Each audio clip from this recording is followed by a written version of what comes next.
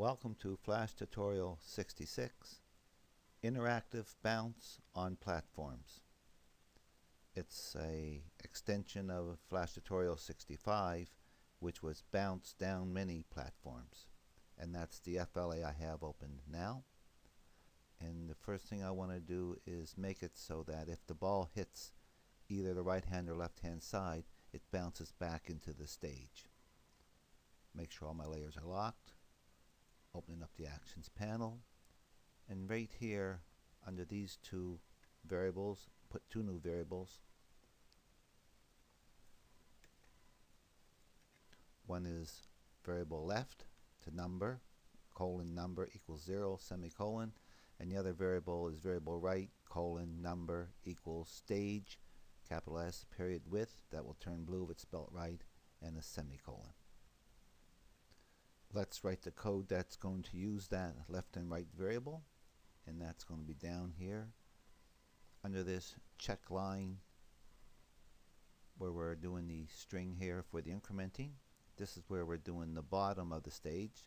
So right after this curly bracket, before the if, insert a couple lines and type, all this typing.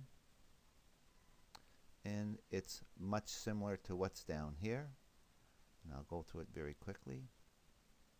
It says if bracket ball underscore movie clip dot x plus ball underscore mc period underscore width divided by 2.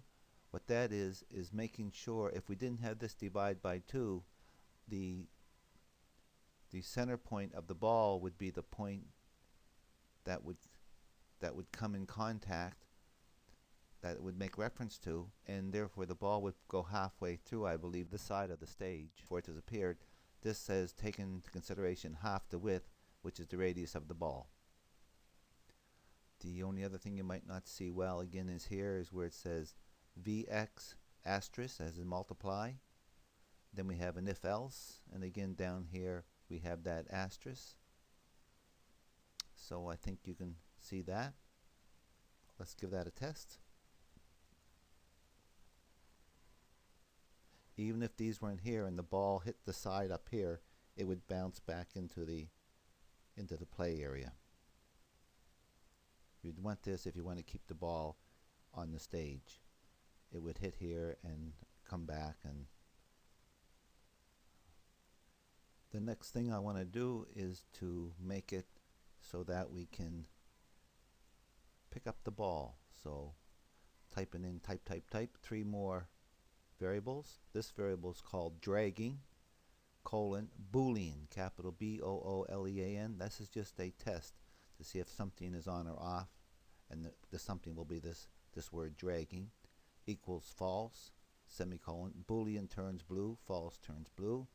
And we have two more variables, old x, which is a colon number, and old y colon number. Now let's add some code down the bottom to deal with this dragging. Let's go down the bottom and put some code in. Let's go down the bottom and put some code in that allows us to move the ball with the mouse. And here's that code.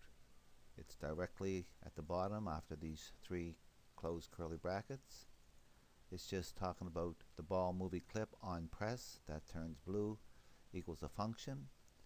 These are two variables that we just created up top that we're going to use somewhere else.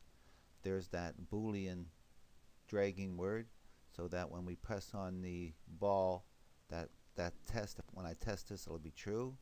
And we're going to start dragging the mouse, the ball, and this is the code that allows us when we leave the mouse go, the ball will stop being dragged.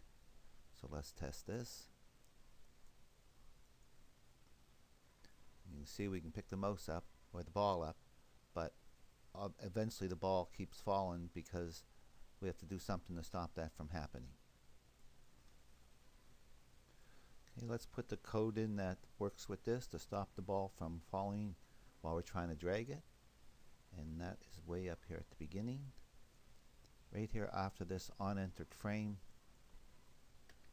put in a space and type. So there's the open bracket that was there. We're adding this statement. If open bracket, dragging close bracket, that's this Boolean number here, and just this means is it true or is it false? It'll be false until down here when we press the button and make it true. So if we're not dragging it and not clicking on the ball, it would just start falling like it's supposed to. But if indeed we are dragging it, this would be true, and we would do this, which is allowing us to control that ball. And it just says Vx equals ball underscore MC period underscore X minus the old X. That's that number. This is the Y axis. And here we're telling this what to become. There's a closed curly bracket. There's an else. There's an open curly bracket for this section here. And in order for this all to work, we have to go down to, and right here, before we do this check line function, right here, put in another close curly bracket for this new section here. Let's test this out. You can pick the ball up anytime, drop it, pick it up, take it somewhere else, drop it. It might be good for a game. Pick it up if you can catch it. There it is. Take it up here. So I'm back on the main timeline, opening the actions panel. And what I want to do now is have a means of, when we start up, that the ball is not falling down till we press a button. So up the top here, before we actually start dragging the ball, let's go right here, down here. See the else? And this curly bracket. Put in this code. Type.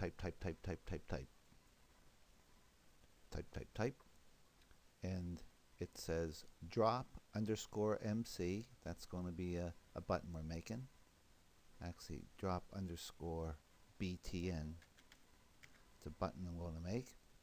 Period on press small o capital P equals a function, open close bracket.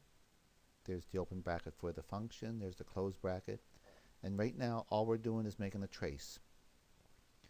TRACE open bracket, quotation marks works, close quotation mark, close bracket, semicolon. Okay, so if I'm going to be testing a button, I have to make that button. Back on scene 1, make sure all the layers are locked, select the lines layer, insert a layer and call it buttons, buttons. I might end up with more than one. And right here I'm making a button. It's just a rectangle. I modified it, converted to a symbol. The symbol was a button, and if I look in the properties panel, it's a button called drop, and I'm going to give it the instance name DROP underscore BTN, drop button, which corresponds to the code that we wrote. If I go back here now, here's that code that we wrote. So now if I run this, the ball's going to still fall right now, but we should, when I hit the button, trace the word works. Test the movie, and over there it's tracing the word works, so that button works. Make sure all my layers are locked. Back into the action code, and I want to make a new variable. So right here we have this dragging variable, this Boolean variable, and below that make another Boolean variable. It's false, and it's called dropping.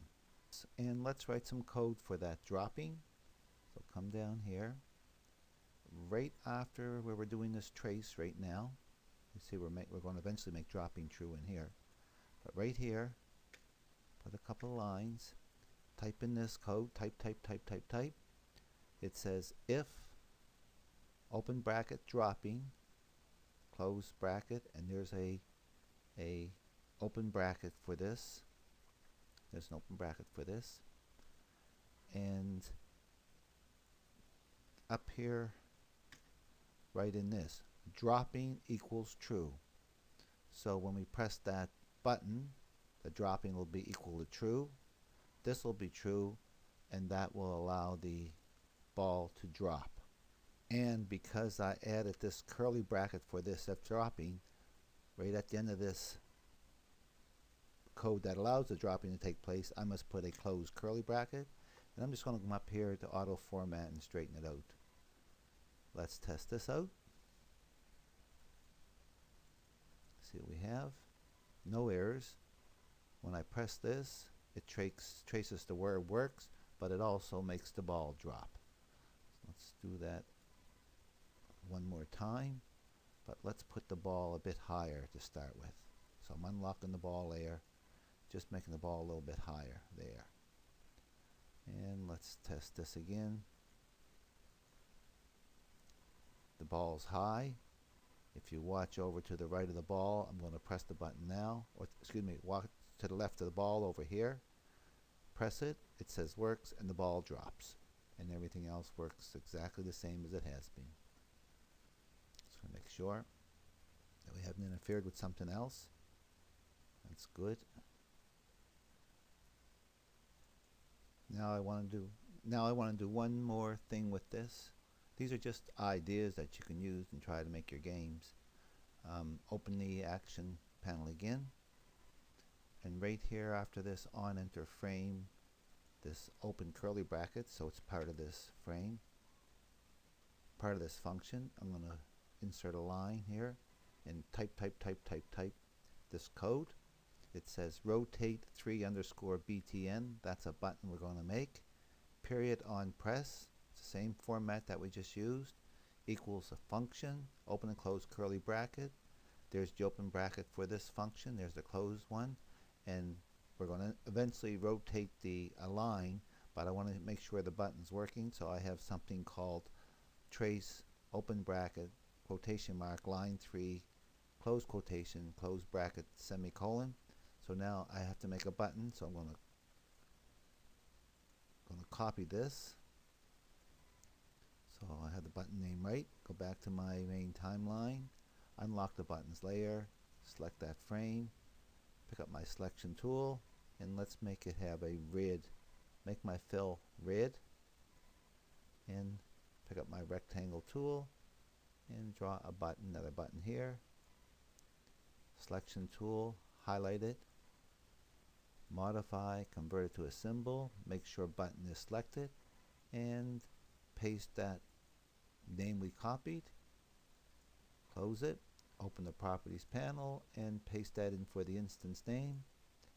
And I think we have enough to make this do what I want it to do. Oh, it's going to trace, remember that? So this one's just going to trace over here, line 3, over here, line 3. This one, the ball will drop, and it still traces the word work. So that's working. Let's get rid of those traces now. Go into my action panel. Get rid of those traces. That one. There was another one down here. Get rid of this one and the dropping. That works. Now go back up to this one we were just working on. And this is the code to rotate that particular line. So I have a specific button to rotate that line. And the code is line 3. And that's what it's called, line 3 underscore MC as in movie clip. Line 3 movie clip.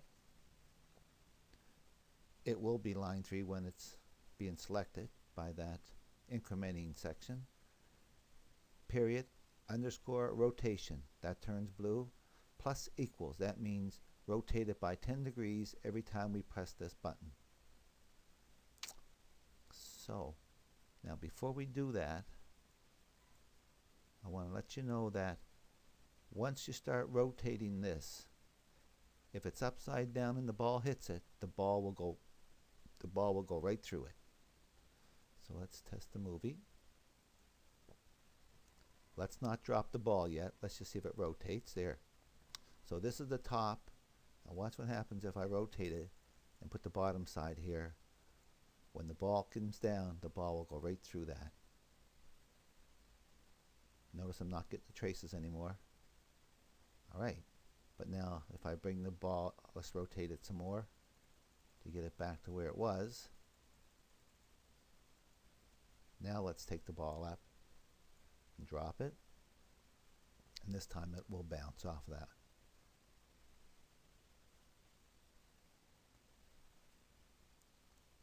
That's quite a bit on those videos for bouncing down a platform. I hope you learned something from those tutorials, and I hope you use what you learned.